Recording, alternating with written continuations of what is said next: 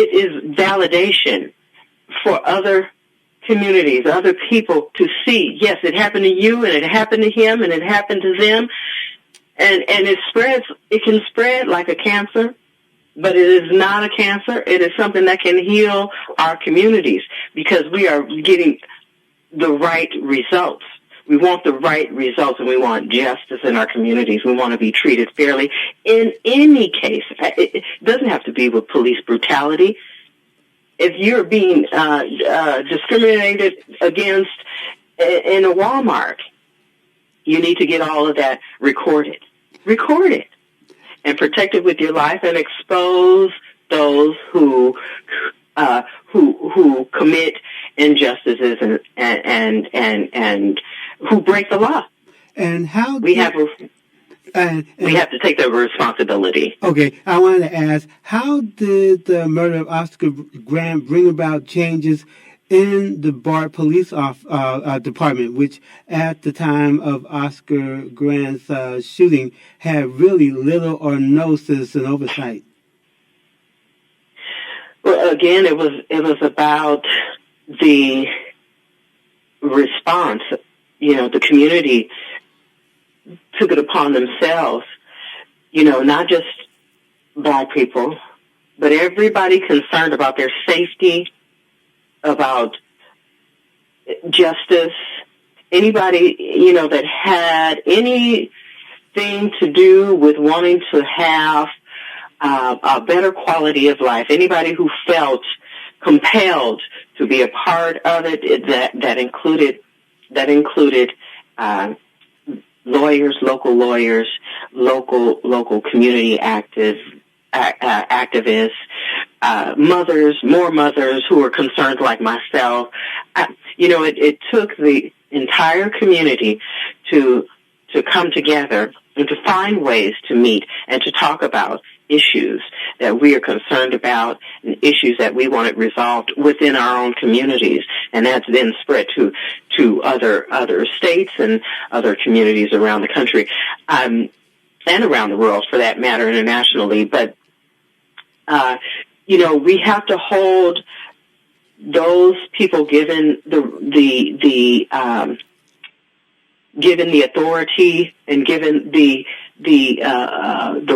ability to protect us. We have to hold them responsible, and it made it possible for us to see just how things were going wrong, where the inequities are, where the problems lie. If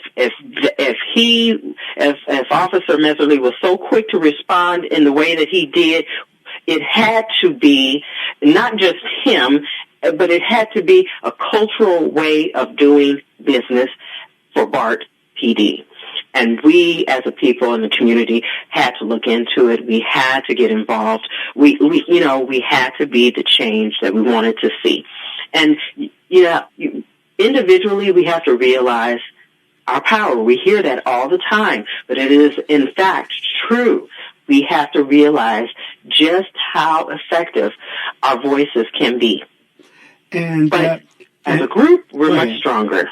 And just the last few days, there's been some new commercials on the air with Queen Latifah talking about stress and how one needs to take into account stress as a serious, potentially serious health issue.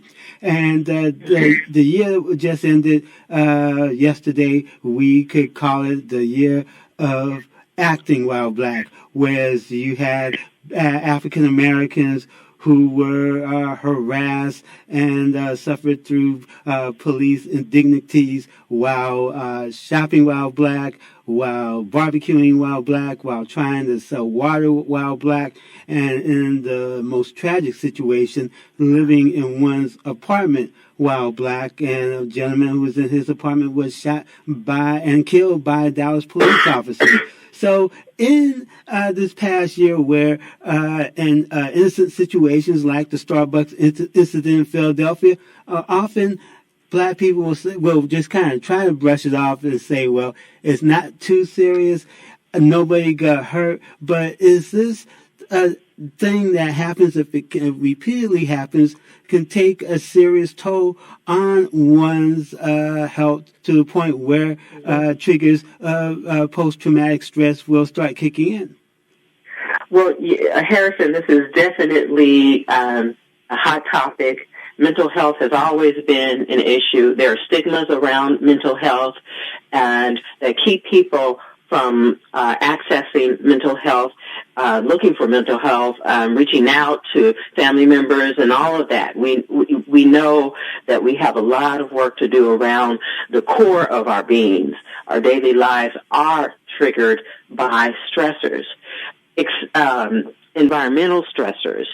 There is someone at work who is a total workplace bully. There are stressors in our daily lives that we need to understand how to deal with. We have family members that we live with that we cannot deal with appropriately without getting upset, our blood pressure is increasing, and not being able to think through situations appropriately. We need that support, we need the guidance, and we need the help through psychological counseling, and psychiatry, etc., marriage family therapy counselors and all of that. And that is why I created the Bay Area Mental Health Hour, because we need to understand that it's okay. You don't feel embarrassed or ashamed about taking care of your mental health. Just like we take care of our physical health, we need to have annual exams for our mental health, because there is so much going on around us that are triggers to stress. And to walk out of the door every day because you know what can possibly happen to you as not only an African American, but as anyone of color or anyone of any kind who is just different. If you are just different and outside of what somebody else thinks is not norm or not, you don't fit into their criteria or box, you will be subject to possible harassment. So now that it's spreading, there are other people experiencing discrimination and injustices of all kinds. We can just look at what's happening under our current president. People are feeling much more bold, and they feel like it is their right, their privilege to speak and act the way they want and to treat people unfairly without cause. Because we have things like that happening, we, as people who care about the way we react to others, we need to make sure that we are exhausting all of our civil and legal rights as individuals before we go off on somebody, so to speak. The Bay Area Mental Health Hour wants to provide counseling and advice for your daily lives and stressors. And if you take it a step further and go on the website for psychology.com or reach out to a local counselor in your areas, that will be even greater. That's what I suggest, because our civil society is at risk. We are at greater risk than we've ever been. And I do not believe in dividing our communities. I believe in us unifying. We were just celebrating Kwanzaa and all of the 7 principles about unity and collectivity and working together as communities, because it's crucial to our survival. If we don't, and if we continue to fight and have disagreement and to resolve issues through violence, it'll be Armageddon. I mean, really, I have 2 sons that I'm raising, and I'm concerned about their futures every day, and that's why I'm doing this work. It is vital to me. And I experience stressors every day. I could be harassed after this interview for being black while reporting. Anything could come from this, and I want to be prepared. I want everyone listening to be prepared, and it's all about bringing in 2019 from a holistic and loving point of view, so that we can move forward and get better as a people. And we're speaking with reporter Alicia Mayo, and she was at the Oscar Grant Visual today at the Fruitvale Station in Oakland. And my final question was, 10 years ago, Kamala Harris was district attorney of San Francisco. Latifah Simon was a community activist, and London Breed was on, I believe, the Planning Commission in San Francisco. How did the impact of the Oscar Grant shooting change the lives of these three women, and particularly in regards to how they relate to communities of color and the police? How it changed their lives? I mean, I think that they have all been involved in some way or another in bringing the information forward and bringing forward the support of the community. Mothers and women, particularly women of color, have had the traditional assignment and the traditional responsibility of lifting their families and their communities. And I just think it's an extension of what my ancestors have done over the centuries, and that is to lift as we go.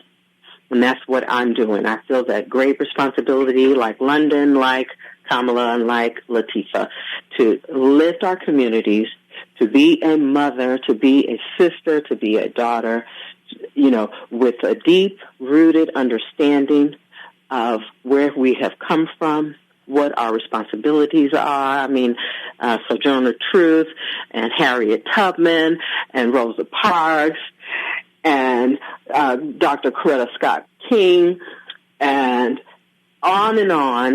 The list goes on and on. Our local community members, Desi Woods Jones, our politicians, Belva Davis, the first African-American reporter west of the Mississippi. She is my mentor. We have to continue the legacy of lifting our communities up, lifting ourselves and lifting our communities up, taking care of ourselves and our health. Our mental health is